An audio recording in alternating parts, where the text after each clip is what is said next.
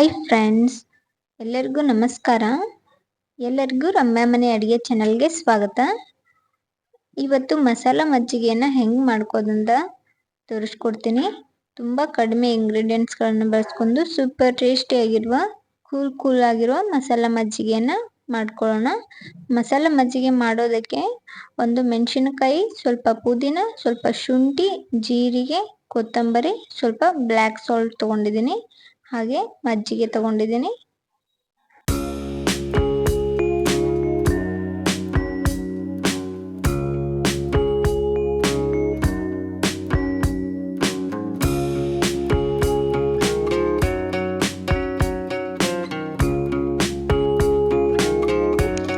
ಒಂದು ಮಿಕ್ಸಿ ಜಾರ್ಗೆ ಸ್ವಲ್ಪ ಪುದೀನ ಸೊಪ್ಪು, ಒಂದು ಮೆಣಸಿನಕಾಯಿ, ಹಾಗೆ ಒಂಚೂರು ಶುಂಠಿ, ಸ್ವಲ್ಪ ಕೊತ್ತಂಬರಿ ಹಾಕೊಳ್ಳೋಣ.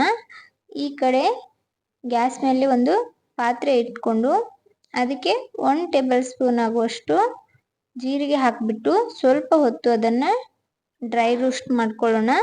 ಡ್ರೈ ರೋಸ್ಟ್ ಮಾಡಿರುವ ಜೀರಿಗೆಯನ್ನು ಹಾಕ್ಕೊಂಡು ಸ್ವಲ್ಪ ಇದಕ್ಕೆ ನಾನು ಬ್ಲ್ಯಾಕ್ ಸಾಲ್ಟ್ ಸೇರಿಸ್ಲತ್ತೀನಿ. ಇದು ಆಪ್ಷನಲ್, ಇದು ಇಲ್ಲ ಅಂದರೆ ನಾವು ಡೈಲಿ ಯೂಸ್ ಮಾಡೋ ಸಾಲ್ಟ್ನ ಹಾಕ್ಕೊಳ್ಬೋದು. ಇದನ್ನೆಲ್ಲ ನೀಟಾಗಿ ರುಬ್ಕೊಂಡು ತಂದಿದ್ದೀನಿ.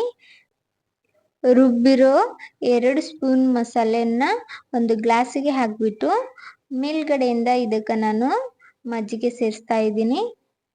ಇವಾಗಿನ ಈ ಬೇಸಿಗೆ ಬಿಸಿಲಲ್ಲಿ ಈ ಥರ ಸಿಂಪಲ್ ಆಗಿ ಒಂದು ಕೂಲ್ ಆಗಿರುವ ಮಸಾಲ ಮಜ್ಜಿಗೆಯನ್ನು ಮಾಡ್ಕೊಳ್ಬೋದು. ತುಂಬ ಈಸಿ ರೆಸಿಪಿ, ಹೆಲ್ತಿಗೆ ಕೂಡ ಒಳ್ಳೆಯದು. ನೋಡಿದ್ರಲ್ಲ ಎಷ್ಟು ಸಿಂಪಲ್ ಆಗಿ ಮಸಾಲ ಮಜ್ಜಿಗೆಯನ್ನು ಮಾಡ್ಕೋಬೋದು ಅಂತ ಹೇಳಿ. ವಿಡಿಯೋ ಇಷ್ಟ ಆದರೆ ಲೈಕ್ ಮಾಡಿ, ಹಾಗೆ ನನ್ನ ಚಾನಲ್ನ ಸಬ್ಸ್ಕ್ರೈಬ್ ಮಾಡಿ.